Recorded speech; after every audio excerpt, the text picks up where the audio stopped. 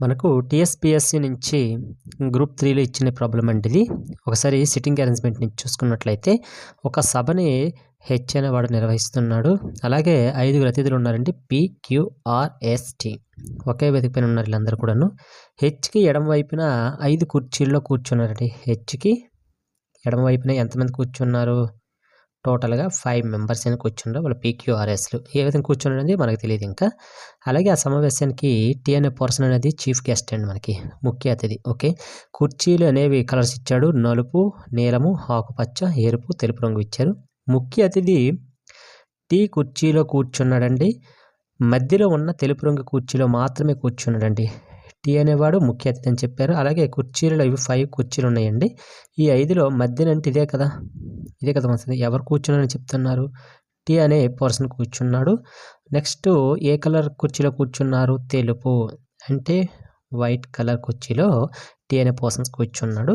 Next అతిథులు P and క్యూలు నల్ల రంగు కుర్చీల్లో కూర్చొనలేదు. చూసుకోండి. కూర్చొనలేదు అంటే కూర్చోలేదు. హెచ్‌కు దగ్గరగా ఉన్న 3వ కుర్చీలో మధ్య దానిలో క్యూ కూర్చున్నాడు. అలాగే హెచ్‌కి దగ్గరగా ఉన్న 3 కుర్చీల మధ్య కుర్చీ నీలం రంగుది. ఏంటి? నీలం రంగుది ఇచ్చాడు. హెచ్‌కు దగ్గరగా ఉన్న ఎరుపు రంగుది ఉందండి. హెచ్‌కు దగ్గరగా ఏది ఉంది? ఎరుపు రంగుది ఉంది. దానిలో ఎస్ కూర్చున్నాడు. హెచ్‌కి దగ్గరగా అంటే ఇదే కదా! అలాంటప్పుడు ఇది ఎవరు కూర్చున్నారని చెప్పారు? ఎస్ అని కూర్చున్నాడు. ఏ కలర్ చైర్ అది? మనకి రెడ్ కలర్ చైర్. ఓకే. మిగతా కూడా ఫిల్ చేసుకొని చేసుకోవచ్చు. కానీ ఆప్షన్ వెరిఫికేషన్ ద్వారా ఏ విధంగా మనం ఇక్కడ డీల్ చేస్తామంటే చూడండి. మనకి ఇక్కడ ఇచ్చాడండి. డీటెయిల్‌గా ఇచ్చేసాడు. ఏదిచ్చాడు? ముఖ్య అతిథి టీ అనేవాడు తెలుపు రంగు కుర్చీలో కూర్చున్నాడు. అది మధ్యలో. మధ్యలో టీ కూర్చోడు తెలుపు రంగు అని చెప్పారు. ఇచ్చిన ఆప్షన్స్‌లో టీ అనేది తెలుపు ఎక్కడుంది? చూడండి. టీ ఇక్కడ నీలం ఉంది. టీ అనేది నలుపు ఉంది. ఇక్కడ టీ తెలుపు ఉంది. టీ తెలుపు ఉంది. ఓకే. అలాంటప్పుడు టీ నీలం అని ఇచ్చాడు. కానీ వైట్‌లో కూర్చున్నాడు. కాబట్టి ఇచ్చిన ఫస్ట్ 2 ఆప్షన్స్ కూడా ఎలిమినేట్ చేసేవచ్చు. ఎలిమినేషన్ పద్ధతి ద్వారా. నెక్స్ట్ చూసుకున్నట్లయితే మనకి ఇక్కడ చూడండి. పి అండ్ క్యూలు బ్లాక్ కలర్ అంటే నలుపు రంగు కుర్చీలో కూర్చొనలేదు అన్నాడు. కానీ ఇక్కడ చూడండి. మనకి పి అండ్ క్యూలు. ఇక్కడ పి చూడండి. నలుపు రంగు కుర్చీలో కూర్చోనని ఇచ్చాడు. అలాంటప్పుడు ఈ ఆప్షన్ కూడా మనం ఎలిమినేట్ చేసేవచ్చు. ఆటోమేటిక్‌గా మనకి థర్డ్ ఆప్షన్ అనేది కరెక్ట్ ఆప్షన్ అవుతుంది. వెరిఫికేషన్ చేసుకుంటే మనకి చాలా ఈజీ అయిపోతుందండి. చూడండి. ఇక్కడ మనకి పి అనేది నీలం అయిపోద్ది ఆటోమేటిక్‌గా. క్యూ ఆకుపచ్చ. టీ అనేది తెలుపు వచ్చింది. ఎస్ అనేది ఎరుపు వచ్చింది. చూడండి. ఎస్ ఎరుపు వచ్చింది. మిగతా రిమైనింగ్ కూడాను మనం ఫిల్ చేసుకోవచ్చు. ఓకే. నెక్స్ట్ మనం క్యాలెండర్ ప్రాబ్లం నుంచి ఈ ప్రాబ్లం చూసుకున్నట్లయితే క్రింది వానిలో ఏ సంవత్సరం యొక్క క్యాలెండర్ సరిగ్గా 2026 క్యాలెండర్తో ఏకీభవిస్తుంది అన్నాడంటే 2026 క్యాలెండర్ కదా! సేమ్ క్యాలెండర్ ఎప్పుడు రిపీట్ అవుతుందనేసి మనకి ఇచ్చాడండి. ఇటువంటి ప్రాబ్లమ్స్ ఇచ్చేటప్పుడు మనకి ఇది 2026 అనేది లీప్ ఇయర్. అంటే 2026 లీప్ ఇయర్ అని తెలుసు. నెక్స్ట్ ఈ చివరగా ఉన్న ఈ 2 నెంబర్స్‌ని తీసుకొని 2026లో ఈ లాస్ట్ 2 డిజిట్‌ని తీసుకొని మనం 4తో డివిజిబుల్ చేస్తే ఎంత? 4 6 జా 24 రిమైండర్ 2 అనేది వస్తుంది. ఓకే. రిమైండర్ 2 వచ్చింది. ఓకే. ఇక్కడ మనకి చిన్న ట్రిక్ ఉంటదండి. ఏంటంటే మనకి ఇచ్చిన సంవత్సరం లీప్ ఇయర్ అయినట్లయితే మనకి రిమైండర్ అనేది 0 వచ్చినట్లయితే 2 ఆర్ 3 అనేది రిమైండర్ వస్తే మనకి ఇచ్చిన ఇయర్‌కి మనం ఎంత +11 అనేది యాడ్ చేసుకోవాలి. ఇచ్చిన ఇయర్‌కి 11 అనేది యాడ్ చేసుకోవాలి. మనకి ఇచ్చిన ఇయర్ ఏది ఉంది? 2026 అనేది ఇచ్చాడు.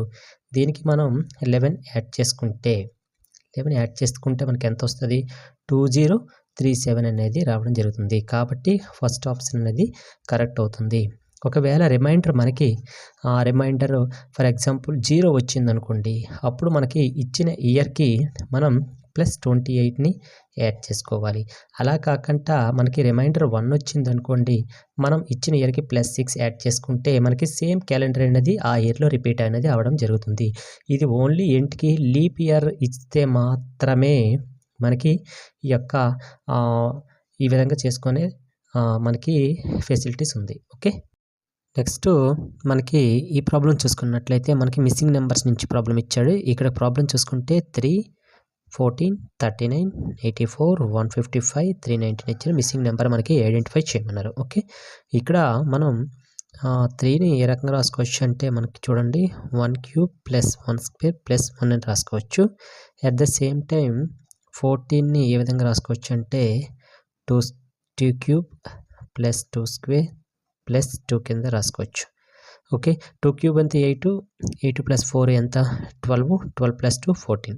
ఓకే, నెక్స్ట్ 39 ఏ విధంగా రాసుకోవచ్చు అంటే మనం 3 క్యూబ్ ప్లస్ 3 స్క్వేర్ ప్లస్ 3 3 9 9 3 27 9 మనకి ఎంత 36 ప్లస్ 3 39 వచ్చింది. ఓకే, అంటే ఇక్కడ నెంబర్ తీసుకుని దాన్ని క్యూబ్ చేసి స్క్వేర్ చేసి నెక్స్ట్ 1 చేసుకుంటే మనకు ఆన్సర్ రావడం జరిగింది. నెక్స్ట్ 84ని కూడా రేఖను రాసుకోవచ్చు. ఇక్కడ 1 2 క్యూబ్ 3 క్యూబ్ నెక్స్ట్ ఏంటి ఆల్టర్నేట్గా 4 క్యూబ్ నెక్స్ట్ 4 స్క్వేర్ ప్లస్ 4 చేసుకోవచ్చు.